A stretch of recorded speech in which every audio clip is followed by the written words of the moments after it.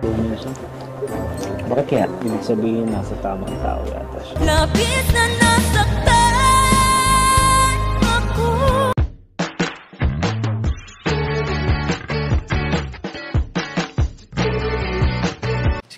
Si Kuya Jens, ano yan, reactor natin yan. Official reactor.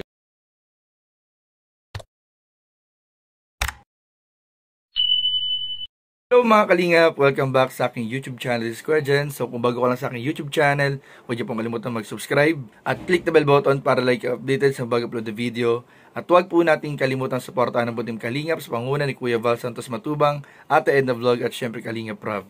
At pakisuportahan din po ang aming mga kasamahan sa Butim Kalingap. Nandiyan po ang K-Boys, Kalingap Partner, Kalingap Reactor at lahat po ng charity vlogger sa buong Pilipinas sa tumutulong sa mga kabayan natin ng lahat may hirap. Suportahan po natin lahat guys. So ngayon naman mga Kalingap ay bibigyan po natin ng reaction video ang another request ng viewers mga Kalingap na namimiss na rin po nila mga Kalingap makita dahil almost a month na rin po ang huling episode po nila.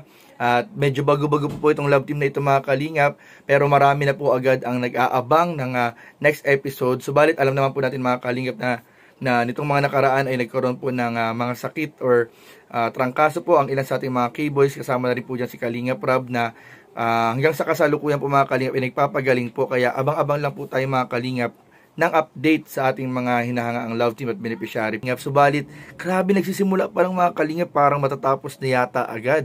Or di natin alam kasi parang may nagsiselos or parang may nasasaktan yata mga Kalingap na gustong bumalik eh. So para malaman po natin kung ano itong pinag-uusapan natin, samahan niyo po ako, panoorin po natin ang Tambalang Pongkit mga Kalingap. So ano pa natin mga Kalingap, tara panoorin po natin at bigyan ng reaction video in 5, 4, 3, 2. Alright, andyan na si Kuya Pong. Sige, okay lang ba sa'yo na, no? Bo, may nakarang kayo ni... Sabi mo.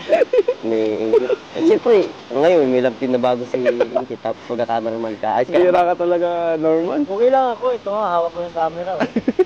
Talaga lang ha. Support tayo, support tayo. Yes. Tama nga naman. Suportahan na rin kita dito sa likod mo. Magalit ko. Huwag mo ako ng ginilanta. Support tayo kay Pog. Sige. Good luck po. Good luck. Yun. Hi ko, David. Kamusta po? Hello po. Ay, bless po. David. Bless po. Hello po, nanay. Bless po. Lola, hello po. Bless po. Ano po? Ano bro, okay ka lang? Okay ka lang? Subukan tang kita. Lapis na nasaktan. Ha? Di, okay lang yan. Parang may nararamdaman ka pang sakit at put sa puso mo. Okay ka lang ba talaga? Para naigit din naman ito, bro. Para mapabahay na sila. Mabagay. Kailangan natin. Kailangan magsakripisya, no? Pero ayos lang sa'yo, bro. Malayos na sa'yo. Ano na kasi ulit-ulit? Pinasasaktan na nga eh. Mas nagaganda pati ngayon. Kaya nga eh, low siya. Bakit kaya? Ibig sabihin, nasa tamang tao yata siya. Lapit na nasaktan ako sa... Pero alam ko yan, darating din yung araw na may darating sa buhay mo na deserve mo, tamang tao para sa'yo. Kagaya ko kuya, may sakit ako, nandiyan si Grace para sa akin. Okay. Mukhang delikado naman ako. Yan na, bro. Saan talaga, bro? Gun. Ganda. Like, ano ang dahil naman talaga. Ay, pa. Ano ang kit? Ready ka na? Opo. Gusto mo na magdala ng bag bang? Okay lang. Magyan. Magyan. Magyan. Maganda. Magaan lang. Biya ka na.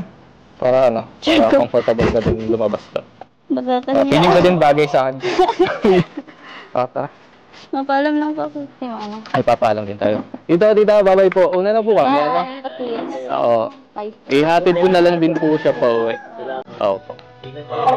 Sige po. Babay po. Lola, babay po. Nagulat nga ako kanina pag nakita ko sa kanya. Parang times 10 ang ganda ko. Ganda niya nung Pasaway. Hindi kasi, Iba yung ano, iba yung ano niya ngayon eh. Yung ganyang ngiti. iba yung ngiti niya. No? Hindi ko alam kung bakit eh. Hindi naman siguro dahil sa akin yun. Oo ba? Ay, hindi siya nakasagot. Hindi, dahil kasi yan kay Lord, syempre. Syempre kayo din, dahil sa inyo. Alam naman natin na talagang source ng joy natin talaga si Lord. Pero ako, ewan ko pag nakakausap kita, hindi ko mapigilan talaga. Hindi ko alam.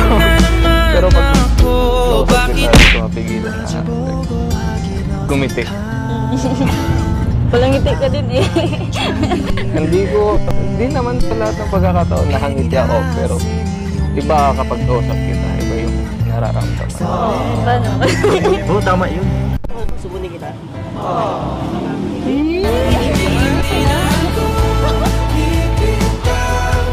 So yun Ingkit, nga pala, matanong ko lang. Kasi 'di ba may chance naman din pwede kang pumili ng ka-love team mo kung ano kung pwede, pero paano ba yan? Ako yung naka-love team. Ako yung natambal sa'yo. So masaya ka ba? Oo naman. Tsaka, syempre, kung ano yung desisyon ni Kuya, syempre susundin ko. Tsaka, syempre, masaya din naman ako na ikaw yung ka-love team ko. Thank you. Tsaka, parehas din tayong masaya. Di naman sa lahat ng bagay or lahat ng panahon kailangan masayahin. So kaya minsan kailangan din natin magseryoso sa buhay. Gaya ngayon. Seryoso ako.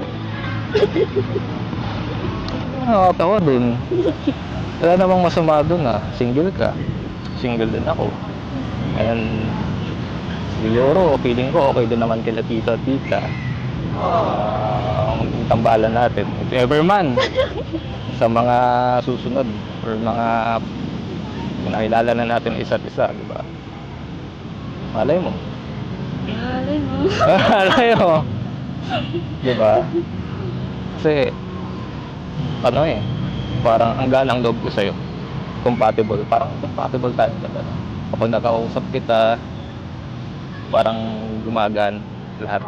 Mga kalingap, grabe po, umpisa pa lang, intro pa lang, simula pa lang po ng vlog mga kalingap, ay nakatawa na po ako mga kalingap kasi kitang-kita po yung pang-aasar nila kay Kuya David, yung talagang medyo may panghihinayang naman talaga mga kalingap, at aminado naman ang lahat, lalo si Kuya David, aminado rin siya na bumlooming, lalong gumanda po si Ingkit mga kalingap, at talagang, ayun nga, sabi nga ni Kuya David ay siguro kaya naggumanda or bumlooming lalo kasi nasa tamang tao na, ay parang may panghihinayang po kay Kuya David mga kalingap, parang medyo nanghihinayang siya at nasaktan yata or parang nagsisisi, So, sa tingin nyo guys, dapat bang bumalik pa si Kuya David or ipaubaya na lang po niya kay Pong si Ingkit? So, comment down below mga kalingap kung ano pong sa tingin po ninyo. Dapat bang ipaglaban ni Kuya David kung meron pa po siyang natitirang nararamdaman kay Ingkit o ipaubaya na kay Pong? Nakita po natin na seryoso na rin po kay Ingkit mga kalingap at talagang alagang-alaga si Ingkit at tawag dito, respeto rin po sa mga magulang ni Ingkit. So, although si Kuya David talagang nire-respeto rin naman ni Kuya David si Ingkit tsaka yung mga magulang. Pero, ayun nga, nagtapos na yung kanyang tambalan. Ito, pumalit po si Pong at talagang parang naalagaan din po. Pero parang nung nakita po ni Kuya David ay parang, sabi nga nung mga kasama ay medyo nang hinayang ata guys. Sabi ng mga kasama natin sa K-Boys. So, ano po sa tingin nyo mga kalingap? Comment down below kung ano po ang komento po ninyo dun. Pero ito po mga kalingap, sobrang bagay na bagay po ang Pongkit. Kasi pareha silang makajos. Although si Kuya David makajos din naman.